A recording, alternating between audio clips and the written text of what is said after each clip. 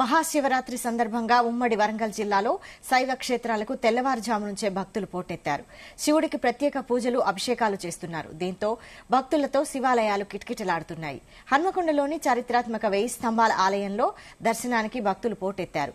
దీనిపై మరింత సమాచారం మా వరంగల్ ప్రతినిధి శ్రీకాంత్ 1000 స్తంభాల ఆలయం నుంచి అందిస్తారు. మహాశివరాత్రి పర్వదినాన్ని పురస్కరించుకుని ఓరుగల్లులోని శివాలయాన్ని కూడా శివనామస్మరణలతో మారుమోగుతాయని చెప్పొచ్చు. ఉదయం నుంచే భక్తులు పెద్ద సంఖ్యలో వచ్చి స్వామివారిని దర్శించుకుంటున్నారు. ఏదైతే కూడా చారిత్రాత్మక 1000 స్తంభాల ఆలయంలో కూడా భారీగా అయితే కూడా భక్తులు చేరుకొని ఇక్కడ స్వామివారిని దర్శించుకుంటారు. ఈ రోజు ఎలాంటి కార్యక్రమాలు నిర్వహించారో తెలుసుకునే ప్రయత్నం మనతో పాటు ఆలయ అర్చకులు మణికంఠ గారు ఉన్నారు. మీరు చెప్పండి, ఈ రోజు ప్రధానంగా మహాశివరాత్రి యొక్క విశిష్టత ఏంది?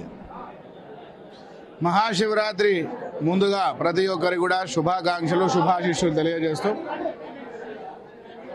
సంవత్సరంలో 11 మాస శివరాత్రులు వచ్చిన తర్వాత 12వ మహాశివరాత్రి వస్తుంది.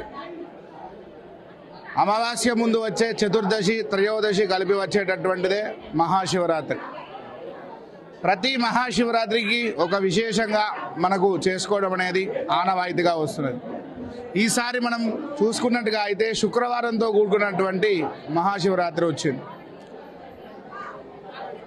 శుక్రవారంతో కూడుకున్నటువంటి శివరాత్రి మనకెందుకు విశేషము అంటే, శివుడు నిరాకారుడు అనే నామకరణానికి, అలాగే అమ్మవారి సమేతుడు అనే దానికి కూడా ఆదర్శానికి ప్రతిరూపం శుక్రవారం. అమ్మవారి ప్రీతికరమైన శుక్రవారం రోజు శివరాత్రి రావడం వల్ల ఏంటంటే ఈశ్వరో ఐశ్వర్య, ఐశ్వర్యకారుడు ఎవరంటే మన శివుడు. ఐశ్వర్యం అంటే ధన సంపద కాదు, సంపూర్ణమైనటువంటి ఆరోగ్యం ఉండడం, మనం చెప్తే నలుగురు వినడం, దాంతోపాటు నలుగురు మన శ్రేయస్సు కోరడం, ఇది సంపద అంటే. అటువంటి సంపద ఇచ్చేవాడే శివుడు. దానికి అనుకూలంగానే చారిత్రాత్మకమైనటువంటి 1000 స్తంభాల దేవాలయంలో నాటి కాకతీయుల కాలం నుంచి నేటి వరకు కూడా 5 రోజుల పాటు బ్రహ్మోత్సవాలు చేయడం అనేది ఇక్కడ ఆనవాయితీగా వస్తున్నది. అదేవిధంగా నిన్నటి రోజున గురువారము అమ్మవారి ఒక ఆజ్ఞ తీసుకొని చండీ హోమంతో ప్రారంభించారు. ఈరోజు శివరాత్రి పర్వదినము ప్రాతకాలంలో 3 గంటలకు సుప్రభాత సేవ, గణపతి పూజ, తదనంతరం స్వామివారికి అఘోర పాశుపదంతో ప్రారంభించడం జరిగింది. ఇప్పటి వరకు సుమారు 40,000 మంది పుణ్య దంపతులకు సామూహికంగా రుద్రాభిషేకం కూడా నిర్వహించాము.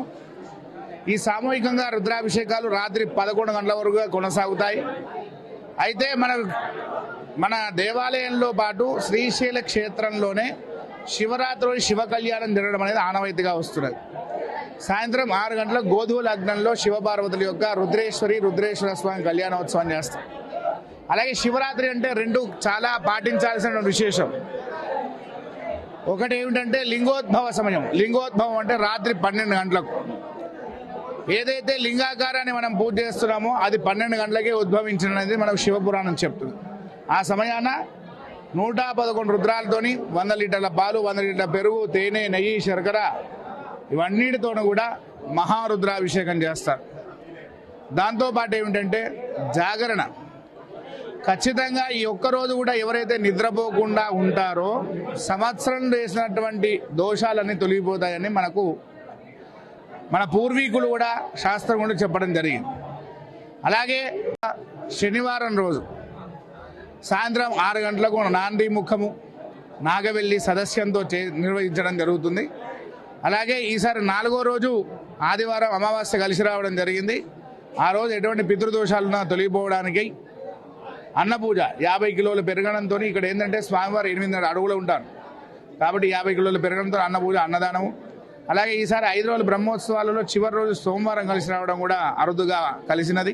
ఆ రోజు ప్రత్యేకంగా రుద్రహోమం నిర్వహించి మహాపూర్ణాహుతి ఇక్కడ క్షేత్రపాడు హనుమంతుల వారికి చందనోత్సవంతో ముగించడం జరుగుతుంది. అయితే ప్రతి శివరాత్రికి ఈ శివరాత్రికి వరంగల్ జిల్లాకు తేడా ఏంటంటే, ముఖ్యంగా ఇక్కడ వరంగల్ అంటే గుర్తొచ్చేది 1000 స్తంభాల దేవాలయం. గత 18 సంవత్సరాలుగా ఎంతోమంది ఇక్కడ పర్యాటకులు కానివ్వండి, భక్తులు కానీ వచ్చి చూస్తున్నారు. వారందరి మనసులో ఉన్నటువంటి ఏకైక ప్రశ్న 1000 స్తంభాలు ఇక్కడ. ఆ ప్రశ్నకు సమాధానము నేటితో అందరికి కూడా కనిపించింది. ఎందుకంటే 400 స్తంభాలు కళ్యాణ మండపము, 600 స్తంభాలు దేవాలయంతో కలుపుకున్నటువంటిది. 2006లో ఆ 400 స్తంభాల కళ్యాణ మండపం కూలిపోతే ఈ రోజు వరకు కూడా శివ ఆజ్ఞ లేనిదే ఏం జరగదు అనే విధంగా ఈ రోజు ప్రారంభోత్సవం కూడా చేసుకోవడం జరిగింది. దానికి ముఖ్య అతిథులుగా కేంద్ర మంత్రి కిషన్ రెడ్డి గారు కూడా రావడం జరిగింది. వారి సుహస్తాలతోని అక్కడ శాంతి కళ్యాణం కూడా నిర్వహించి వరంగల్ జిల్లాకు దాన్ని అంకితం చేయడం జరిగింది. ఇది చాలా శుభసూచకం.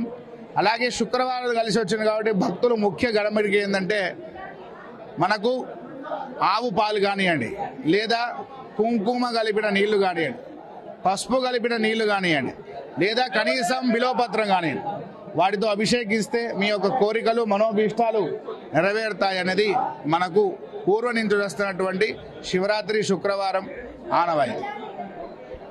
మనం చూసుకోవచ్చు ఎంతో చారిత్రాత్మకమైనటువంటి వేయి స్తంభాల ఆలయంలో కూడా ప్రత్యేకమైన పూజా కార్యక్రమం నిర్వహిస్తూ మహాశివరాత్రి సందర్భంగా పెద్ద సంఖ్యలో కూడా భక్తులైతే కూడా ఇక్కడికి తరలి వస్తున్న పరిస్థితి కనిపిస్తాయి. ఇందులో ప్రధానంగా ఈరోజు ఉదయం అంటే 12 గంటల సమయంలో కూడా లింగోద్భవ కార్యక్రమం నిర్వహించారు. ఆ తర్వాతకి స్వామివారికి ప్రత్యేకమైన పూజా కార్యక్రమం నిర్వహిస్తారు. అదేవిధంగా ఉమ్మడి వరంగల్ జిల్లా వ్యాప్తంగా ఉన్నటువంటి అన్ని శైవ క్షేత్రాల్లో కూడా శివనామస్మరణతో మారుమోగుతున్న పరిస్థితి కనిపిస్తాయి. అంటే ఇటు కొరి వీరభద్ర స్వామి, పాలకుర్తి సోమేశ్వర ఆలయం, మెట్టుగుట్ట రామలింగేశ్వర ఆలయంతో పాటు రామప్పలో ఉన్నటువంటి ఆలయంతో పాటు కాళేశ్వరం ఉన్నటువంటి ముక్తీశ్వర ఆలయంలో కూడా పెద్ద సంఖ్యలో కూడా భక్తులు వచ్చి స్వామివారిని దర్శించుకునే పరిస్థితి కనిపిస్తుంది. కెమెరామెన్ వేణుతో శ్రీకాంత్, జీ తెలుగు న్యూస్, వరంగల్.